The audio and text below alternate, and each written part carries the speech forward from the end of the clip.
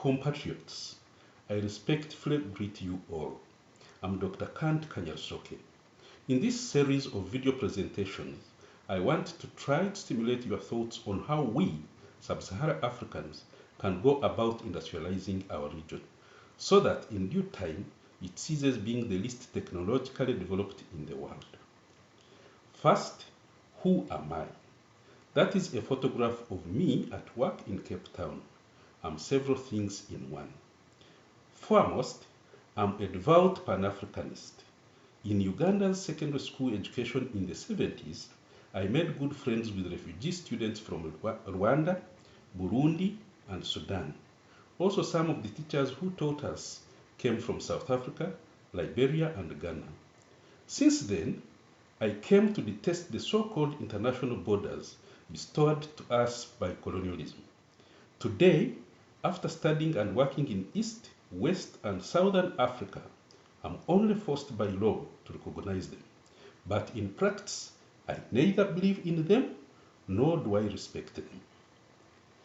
In 1982, I graduated as a mechanical engineer at Makerere in Uganda. A year later at the University of Lagos, Nigeria, I specialized in mechanical design and industrial engineering, obtaining an MSc degree in 1985. Then, as an industrial mechanical engineer, I worked in a series of multinational foods, beverages, and chemicals manufacturing companies in Eastern and Southern Africa. In the academia, I'm a transformative engineering educator who seeks to motivate students and colleagues to address problems specific to Africa.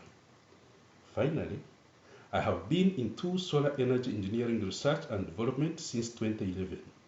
After a CPUT doctorate degree in the area, I started leading a team of Pan-Africanists to develop solar energy engineering systems for our region. To date, we have developed water heating, water purification, refrigeration, and crop drying systems. In early 2020s, we'll be working on solar cooking storage and PV panel making. Now, this is our home region. Our home region is shown on this map. It is part of the continent south of Sahara Desert. It is the original home of mankind, largely inhabited by us, people of dark skin complexion and short curly hair. We are what we are because our home is right in the middle of the planet with respect to the sun, or largely in the tropics. Nature expertly designed us to allow only sufficient sunlight through our skin to help manufacture vitamin D for our bones. Nature also correctly calculated that we did not need the long hair required to preserve brain internal thermal energy, since the environmental conditions for brain activity were tolerable throughout the year. Man-imposed characteristics of the region include an irrational partition by foreigners into 46 countries, then 47 in 1991 and 48 in 2011 by some of our kind, when Eritrea and South Sudan seceded from their bigger parent countries. Many of these so-called countries are tiny and landlocked. Some are completely surrounded by bigger units. We modern Africans ought to be questioning their existence as entities separate from those that surround them, and then we should work faster to reconsolidate our region.